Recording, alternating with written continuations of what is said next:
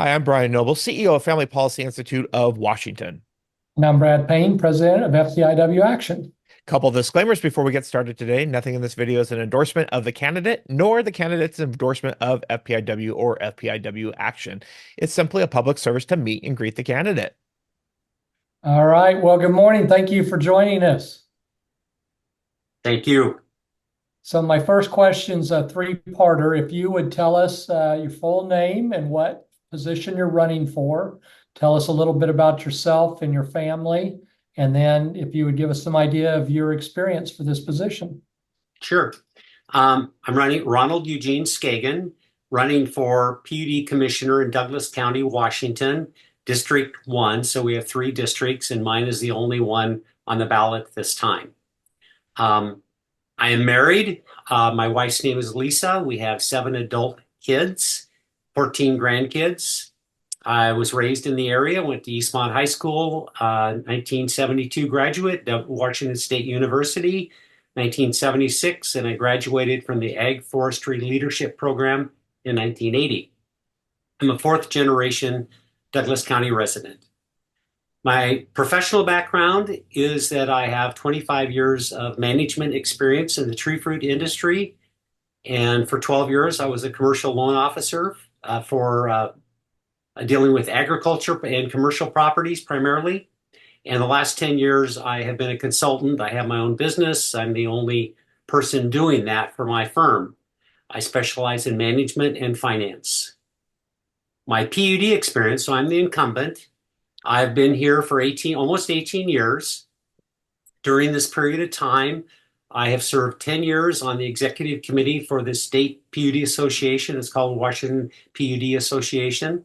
I've held every position, treasurer, secretary, vice president, and president. I've also served 6 years on the American Public Power Association Board of Directors in Washington, D.C., and 6 years on their Policymakers Council, which is a federal lobbying group. Also relevant, I think, is my community service. So, you run for office, hopefully for service, and it should be demonstrated in your life. I've got a long life, so I'm not going to tell you everything, but the most recent things, I was on the board of trustees for the YMCA, and I've also been on the board of trustees for the Community Foundation. Both of those are 10-year stints. My wife and I also co-chaired a levy campaign for the Eastmont School District about 20 years ago. And so that's it on my background, I think, and experience. You live enough years, you can put a lot of things down. I think I ought to quit.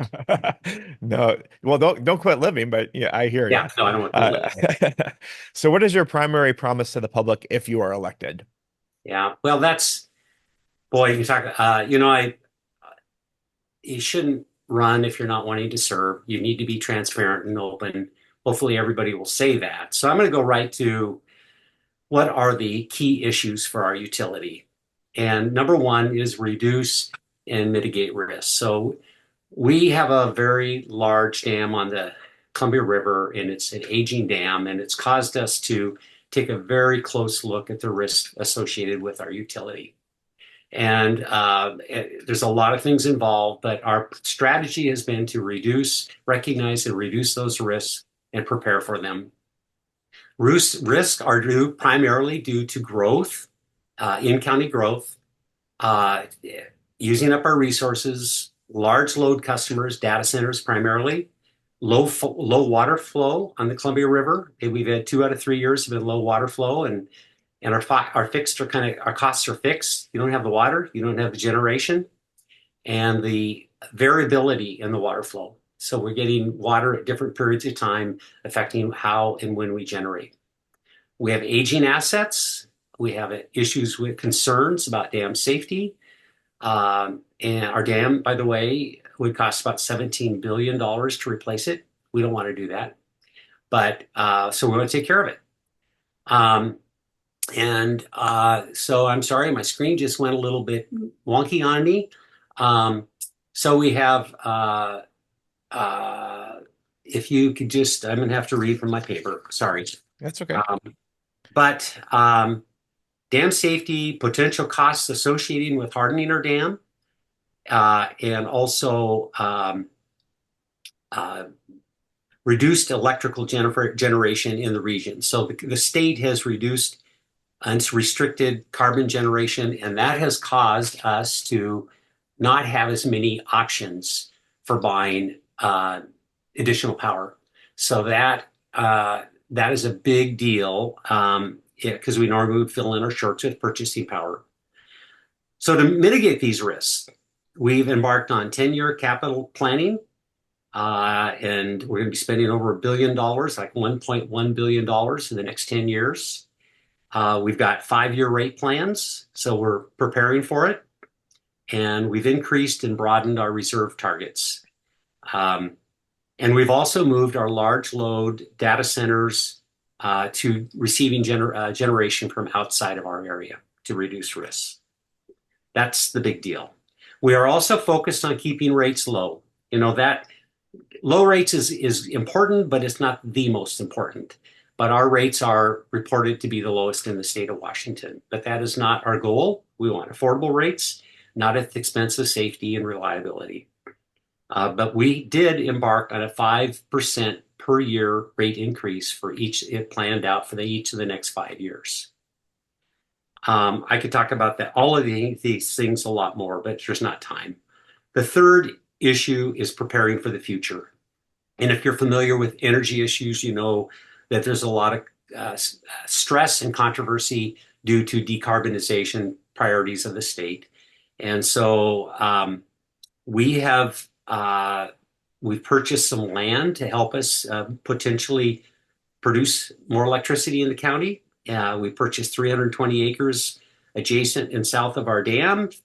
We purchased 3.5 acres adjacent north of our district office for future expansion, and 110 acres north of our hydrogen facility, which is in East Wenatchee. And hydrogen is a byproduct of electrolysis, and hydrogen allows us to smooth out the ups and downs on the turbines and extend the life of our turbines on our dam.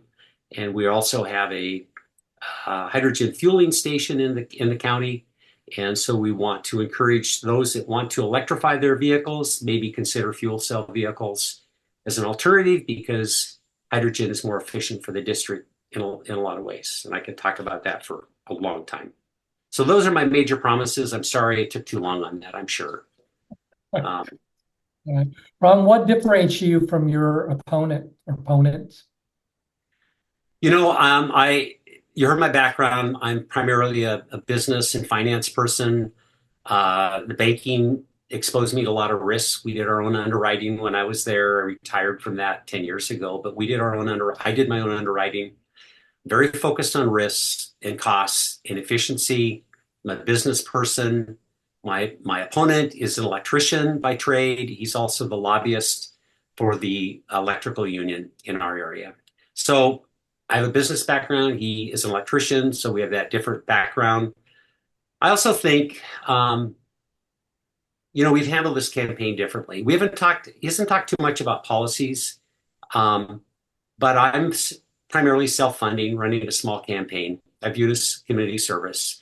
My opponent is seeking and has sought in PAC money. He's got a lot of money, doing flyers, advertising. So he's handling it a lot differently, and I'm uncomfortable with that.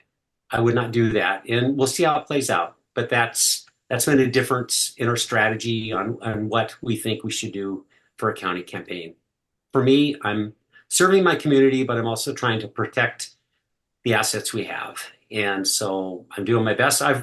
My major part of my campaign has been walking. I've handed out 6,500 flyers around the county. I keep a log where I walk, and I've walked 47 days of over 10 miles per day. It's been fun. I've learned a lot. It's very humbling to go out and see people where they live. That's another story. So that's what differentiates me, I guess. I think my opponent's a good guy. We've handled it differently, though. Yeah. Our fourth and final question is, what did you learn during the primary campaign? Just a minute, my iPad's talking to me. I'm sorry, go ahead. What was the question?